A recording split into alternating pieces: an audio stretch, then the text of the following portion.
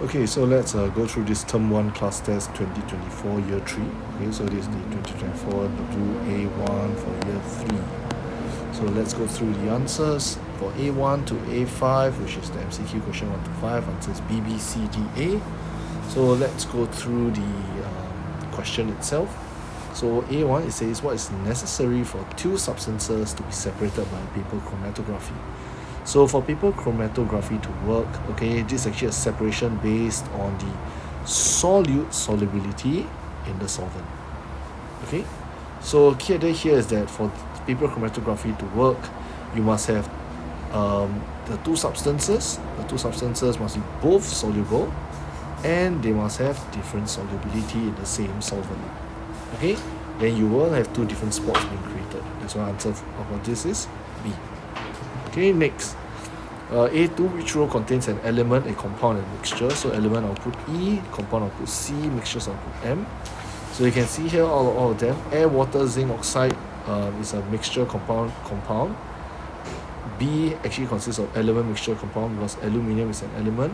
Dilute sulfuric acid contains actually water plus your sulfuric acid plus H2SO4 actually. Okay, so it's actually a mixture. Then water is a compound, that's why B is the answer. Okay, so that's for question A2. A3, the cooling curve of the substance is shown as below. So actually, if you look at this here, the substance actually changed state twice in this cooling curve. So you can see it starts from a high temperature to a low temperature. So this is most probably starting off as a gas. And from B to C, we know that most probably condensation has occurred. Okay, because temperature remains constant. So at this state between B and C, there's both gas plus liquid. One it reaches C to D, it is liquid only. D to E, that's where you are actually freezing the substance. So this is where you have those liquid and solid inside. Last one, E to F, the substance has fully turned to solid. So which statement of the particles in the substance is incorrect? So because we're looking at which is incorrect, therefore we need to make sure that we evaluate each answer carefully. So at C, okay, at C over here, they say the particles are closely packed. Now, is this incorrect? Answer is actually this is correct, because at C you know that it is converted to liquid already, so therefore particles are closely packed. So this is correct, therefore A cannot be the answer. Okay, for B, between A and B, the forces of attraction between particles are very weak. Yes, this is true because we know gas have very weak forces of attraction. So therefore this is correct. Therefore B cannot be the answer because it is not incorrect. Next one, C, between C and D, okay, the particles are in orderly arrangement. Now C to D is liquid. In liquid actually it's not orderly, it's supposed to be disorderly. So I know this is false. So it's incorrect, right? Therefore C must be the answer. Okay. Last one, from D to E, the average kinetic energy of the particle remains constant. So D to E, because the temperature remains constant, okay, which means that the average kinetic energy, okay, is also constant. There's no change. All the energy is used, converted to overcome the force of attraction. So therefore, D is actually correct as a statement. So it cannot be the answer. Therefore, answer for A3 is C. Next one, A4.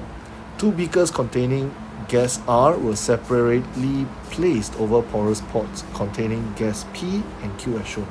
So R is outside here. R is outside here. Then you got P and Q inside the porous pot. Okay. So what you realize is that normally when you start off in the U tube over here, in this U tube, the water level should be the same. But what happens is that once this is set up, the water level here actually decrease at the porous pot side. This one, the water level actually increase on the porous pot side.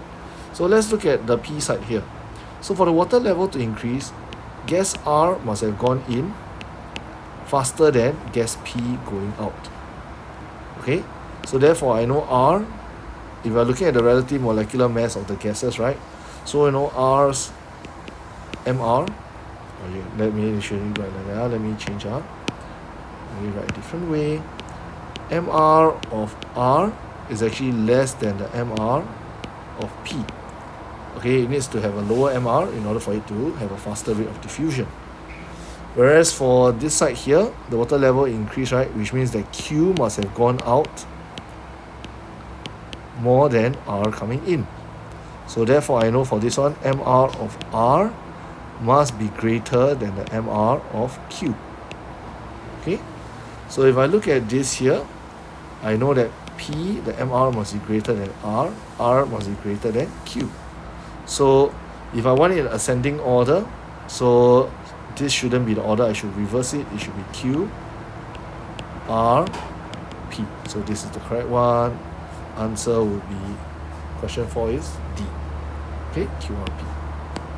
Question 5, the nuclide symbol of an element X is 2311X. What could be the atomic structure of another isotope? So they want another isotope. So what I know is that let's do for this particular X first. So 23X11 in terms of PEN, there's 11 protons, 11 electrons, and I'll have 12 neutrons. So if it is a separate isotope of X, it must still have an atomic number 11. So I should expect the proton number to be 11. Okay, so I know C and D is out. I know electrons should still be 11, so that's still okay. Now I know that the neutron, number of neutrons is different. So if it's 12, it is the exact same thing. So B cannot be the answer, it has to be 11. Because if I got proton 11, electron 11, neutron also 11, you realize that this is X11, 22. So these two are isotopes. X22 is an isotope of X23. Okay, so answer for 5 is A. Next one, let's go. Okay, so B part 1. Hot concentrated aqueous hydrochloric acid reacts with solid manganese 4 oxide to form chlorine gas. Okay, which is then bubbled through concentrated sulfuric acid. The diagram shows the apparatus used to form and collect the sample of chlorine gas. Okay, there's one error in the diagram, so they said there's one error. They first thing ask you name the apparatus X and Y. This is easy peasy. So X itself is conical flask, Y is a calibrated gas range. So if you write gas range itself for this one, you'll get correct, but take note, can you see all the marking over here? Okay, all of this marking. So because of all this marking over here, you will know that this is actually should be a calibrated gas range. Okay, so this one is 1 mark for each answer. 1 mark for each answer. Sorry, not 1 mark for each answer, my bad. This one is, cancel this, both correct, then you get 1 mark. If any one of them is wrong, you won't get 1 mark, so just take note. Take note here, you also need to make sure that you write the word gas range. Range alone is not enough, must write the word gas range. Okay, next, part 2. Explain why the chlorine gas was bubbled through sulfuric acid. Now, concentrated sulfuric acid, you know, is a drying agent. Since you know it's a drying agent, therefore obviously it's to dry the chlorine gas. Okay, so simple, dry the chlorine gas. Okay, next one. Circle the error in the apparatus shown in figure 1.1. I think many of you will identify this. So take note, when the gas is going into the sulfuric acid, the tube should be inside. Okay, the tube should go inside the liquid. So this one is correct. But when it's coming out, it's not supposed to look like this. Okay, this part over here, okay, that I circled in red is wrong. Okay, this part here that I circled in red is wrong. It is supposed to be outside. So if I were to redraw it, okay, sorry for my ugly conical flask. So this tube is will go all the way in. Then this tube is will be outside like that. Okay, this tube over here, you can see, not touching liquid. Okay, so just take note of the drawing there. Okay, next one, after the error in B has been rectified, a sample of chlorine gas is collected in Y. How would you test that the gas is pure? So in your current syllabus, to test for whether substance is pure, it should have a fixed melting point or a fixed boiling point. In this case, because it's chlorine gas, so obviously I'll test for the boiling point. Now, how to test for the boiling point? Because if it already is a gas, then you need to first convert it to a liquid. So I need to first condense the chlorine gas first, so that you can convert it to liquid. Okay, then you measure the boiling point. Okay, once you condense it, then you can measure the boiling point, right? So once you condense the gas, then you measure boiling point. What should you take note of? You should have a fixed boiling point if it is pure. So we're looking out for condensing the chlorine gas and then check for the fixed boiling point. 1 mark for the condensation of the chlorine gas, 1 mark for the fixed boiling point. Okay? Next one. Part D. Complete the table by stating the differences between manganese 4 oxide and corn aqueous hydrochloric acid. What's the difference that they want? They want in terms of their methods of separation and compositions. So by looking at this statement here, you know that actually is a trying to test you on the differences between compound and mixture. Okay, so manganese 4 oxide is a compound. Corn aqueous hydrochloric acid is actually a mixture because this hydrogen chloride with water itself. That's why it's a mixture. So method of separation, you know that for compound, they can only be broken down into simpler substances by chemical methods. So the teachers here were looking out for the word by chemical methods only, but you should actually have the part in bracket as well. Otherwise, it's incomplete.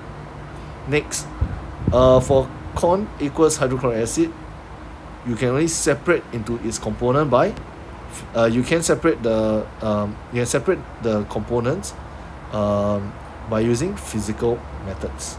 Okay, so physical methods could be like distillation, like simple distillation, simple distillation, or blah blah blah. It could be filtration, but in this case, filtration wouldn't work here lah. Okay, so generally you can use simple distillation or fractional distillation. Okay. Next one, composition. Okay, do take note, manganese 4 oxide is a compound, therefore elements are chemically combined. I think you should have those words there in fixed ratio or fixed proportion by mass. Okay, whereas for mixture, the proportion can vary. Proportion of components can vary. So I hope you realize that for compound, we say break down the simpler substances. We use elements, okay, in terms of composition. But for mixture, we keep using the term components. Okay, so take note of the phrasing that we are, or the terminology we're using here. Next one. B2. A student wants to prepare insoluble barium sulfate salt, so actually they want to prepare a solid. He's given barium chloride solution. Solution means this is a liquid. And ammonium sulfate solution, this you know is a liquid as well. So actually this is an interesting reaction because what I'm doing is I'm adding a solution, okay, plus another solution, and when I add them together, boom, a solid appears. Okay, this reaction actually is called a precipitation reaction. You'll cover this in the future, so just take note. Alright, the word equations as shown, so this is actually a solution, this is actually a solution, this is actually your solid. Now, ammonium chloride itself is a solution as well. Just take note of that. So they say outline the experimental procedure the student should carry out to obtain insoluble barium sulfate salt. You should name the appropriate apparatus used in your outline. So first thing, you need to mix. Now, they say need to mix 30 cm3 of each solution, right? So I will measure 30 cm3 of each solution. But to measure, what should I use? I should use a measuring cylinder. Now, those of you who use burette, that's fine as well. Okay, but you can't use a pipette because pipette generally you have it in 5, 10, 20, 25. So generally in the lab you have your 25 one.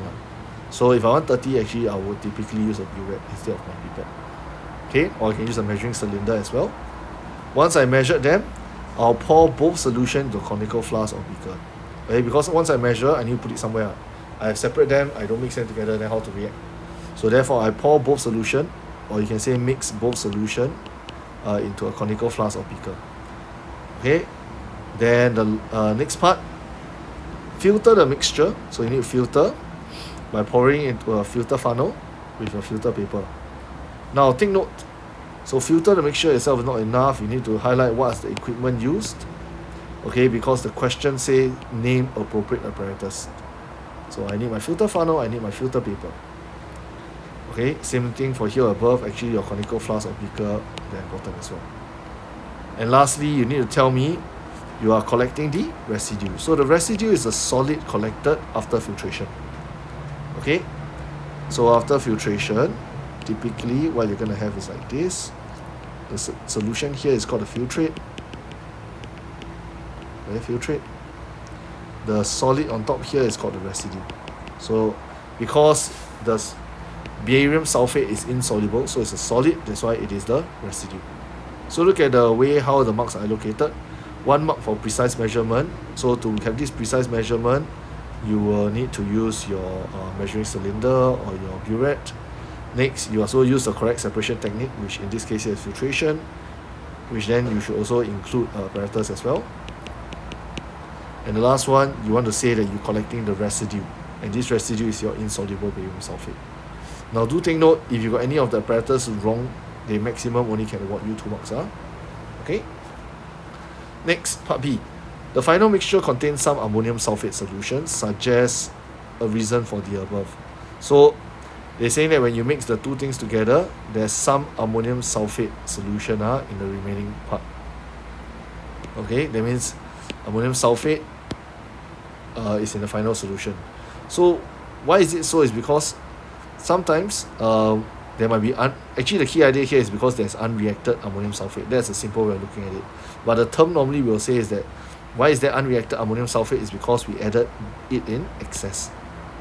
Okay, so why is there some ammonium sulfate? It's because it is in excess. That's why there's some unreacted ammonium sulfate solution. Okay, so just take note of the phrasing here. Part C. Student realized that the solid sample of barium sulfate obtained contains some ammonium chloride. Suggests how the students can remove the ammonium chloride. So this ammonium chloride here, okay, we know that it's stuck with the barium sulfate. So after you filter, okay, so on the solid here I got is my barium sulfate, but there's also some ammonium chloride. That's ammonium chloride. Okay, so how do I remove this ammonium chloride? First thing, ammonium chloride is actually soluble. So what you can do is, this one is one of the method you can use. You can add excess water so they can dissolve ammonium chloride. Then after that you filter again, then now you collect your barium sulfate only. The barium sulfate, because it's insoluble, it will not dissolve in the water. The second way is you heat it up. Now why is it heating up will work is because ammonium chloride actually sublimes. Okay, it sublimes. So therefore when you heat the solid up, ammonium chloride will sublime away. Okay, it will sublime away. Then you can actually get your pure barium sulfate. So just take note of it. Okay, for part C. Next one, B3, part A. The melting and boiling point of acetone are 95 degrees Celsius and 56 degrees Celsius respectively. Okay, using kinetic particle theory, describe the differences in spacing between the particles and the point at negative 80 and 60 degrees. So let's do the line chart here. So I know that the melting point is negative 95. This is the melting point. This is the boiling point, 56 degrees Celsius boiling point. So anything that's above here is gas. Anything below here is solid. Anything that's in between here is liquid. So negative 80, where exactly is negative 80? This is negative 80 here. Where exactly is 60? 60 is here. So what exactly are you comparing? You're actually comparing the liquid state and the gaseous state.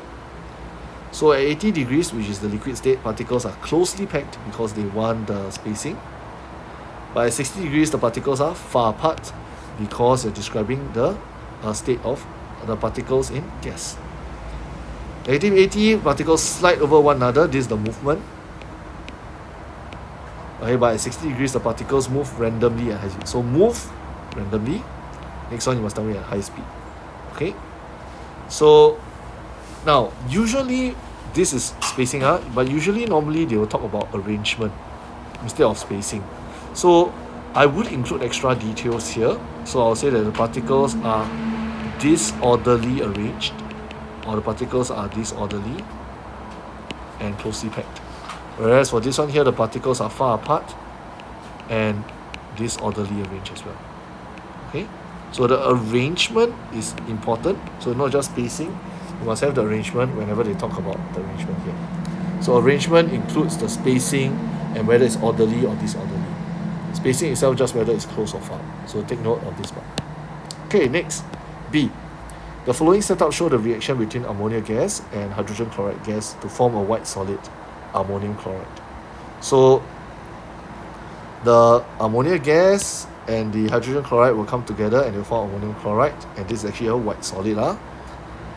Okay, the experiment conducted at room temperature. So they ask, at which position would you expect the white solid to form? Now this is actually testing you on the rate of diffusion. What you know is that in this case the temperature is fixed, so therefore the only other thing that affects diffusion would be the MR. So I need to ask myself, ammonia, what's the MR? In terms of hydrochloric acid, what's the MR? So if you look at a periodic table, nitrogen is 714, hydrogen is 11. So NH3 is 1 nitrogen plus 3 hydrogen. So I'm trying to find the MR. So nitrogen, the mass is 14, 1 times 14. Hydrogen, the mass is 1, 3 times 1, the relative mass is 1, so this will be 17. So MR of NH3 is 17. For HCl, how to find? It will be 1H plus 1Cl. So H is the top here, Cl is actually 17, 35.5.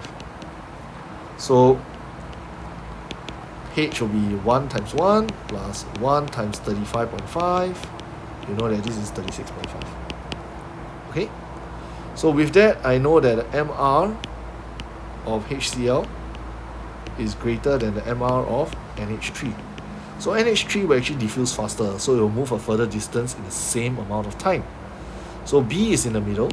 Okay, B is the middle. So actually question is, will it be closer to ammonia or will it be closer to hydrochloric acid? Answer is C. It will be closer to hydrochloric acid. Okay, because we mentioned ammonia gas has a lower relative molecular mass than hydrogen chloride gas. That's the first point. So C is 1 mark. 1 mark for saying that ammonia has a lower relative molecular mass. Next, as mentioned, ammonia diffuses faster than hydrogen chloride gas. Okay, because it diffuses faster, therefore it will travel a greater distance in the same amount of time. So take note of this travel greater distance same amount of time. Okay, don't just say diffuse faster. You also explain what does diffusing faster means. It travels a greater distance in the same amount of time. Okay, next one. The reaction is now repeated at 60 degrees Celsius. State 1 similarity and 1 differences. So we know that if the temperature increase, the rate of diffusion will increase. Okay, so but the temperature increasing actually affects the rate of diffusion for both NH3 and also HCl. Therefore, the similarity is actually the white solid will be formed in the same position at C. Okay, because both diffuse equally faster and they will still form in the same space. Okay, now, but what's the difference in the time taken to form the white solid? Time taken for the white solid to form will be shorter, or you can say the white solid form will be faster. Why? Because it diffuses faster, right? So the two gases will meet faster. Key idea here is the two gases will meet faster. Okay, will meet faster. Okay, do take note, you cannot write the rate of diffusion is faster because you can't observe this. Okay, what you only can see is when the white solid will form. You can't see how the gas is moving because HCl and your NH3, they are colorless gas. Okay, they are colorless gas. So that means that actually you can't observe them moving. So just think about it. Okay, B part 4. The diagram shows composition of 4 particles. Okay, A, B, C, D. They say the students say that particles C and D are atoms of the same element. Okay, so actually what they're trying to say, they are possibly isotopes. Okay, question mark. They ask you, do you agree? So if you look at C and D, so C has 3 proton, 3 neutron, 2 electron. D has 3 proton, 3 neutron, 3 electrons. So realize for isotopes, right? Isotopes are what? They are atoms of the same element. Atoms of same element. Okay, what else must they have? They must have same proton, same number of protons, same number of electrons, different number of neutrons. Okay, so do you agree? Answer is no lah. You will not agree lah. Why? Because C is an ion while D is an atom. So the person say these are atoms, but that's not true because C is an ion. because there's more proton than electron. So actually C is positively charged. Okay, because protons are positively charged, you got 3 protons. Electrons are negatively charged, you only have 2 electrons. So you realize that I got 1 extra charge. That's why actually it's a single plus. Okay, it's a single positive charge extra. So C has, so they say supporting it with relevant information. So take note here. So whenever they ask you support relevant information, or they ask you use the with reference to diagram, always must give me data. So I need the data here. So C has 3 protons and 2 electrons, so the charge is +1. D has 3 protons and 3 electrons, so it's electrically neutral. Okay, so you realize this is where the data comes in. Data. Okay, data. So one is ion, one is atom. Okay, why? Because you tell me that one of them is a plus, the other one is electrically neutral. Okay, hence you can say that C and D are of the same elements. Okay, because they contain the same number of protons, but they are not atoms. Okay, so actually that's what the conclusion here is. That's what the whole conclusion is. One is an ion, one is an atom, but they are all the same element. Okay, because they contain the same number of protons. Okay, so 1 mark allocated to the saying one is ion, one is atom. The other one allocated for the data quoted in terms of number of protons and electrons, indicating that it's a +1, indicating it's electrically neutral. And the last one is to say that yes, they are correct. Okay, they are the same elements because they contain the same number of protons. Okay, part B. A beam contains particle A and particles of C. So A, what exactly is A? Is 2 proton, 2 neutron, 2 electrons. So this is electrically neutral. C is positively charged. So they ask you, okay, complete diagram to show the direction of the path of particles A and particles C labeled as shown. So what happens is A is like electrically neutral, right? It will not be attracted to any of them, so A will just go straight through. So this is A. Now C is positively charged. Positively charged. So positive will get repelled by positive, it will get attracted by negative. So therefore this one is a curve. Okay, let me draw it a bit nicer. So this one will be a curve. Okay, this one will be a curve. This is where C will go. Okay, so take note, it shouldn't be a straight line because actually the attraction gets stronger as it goes closer in. So actually it should look like a curve. It shouldn't be like it should not look like this. So you shouldn't draw like that, like straight line like that. So this is wrong. So this green one wrong. Okay, so take note of that. Last one, write the nuclide symbol of particle B. So if I look at particle B, okay, this one is a 2 proton, 1 neutron, 2 electron. So B nuclide notation, the bottom number will actually be number of protons, so it's 2. The top number is the mass number, so it's proton plus neutron. The nuclear number, so it's 3. So it's a 3B2. So therefore it's like this. Okay, so just take note of that. Okay, so that's all for this paper. Thank you, everybody.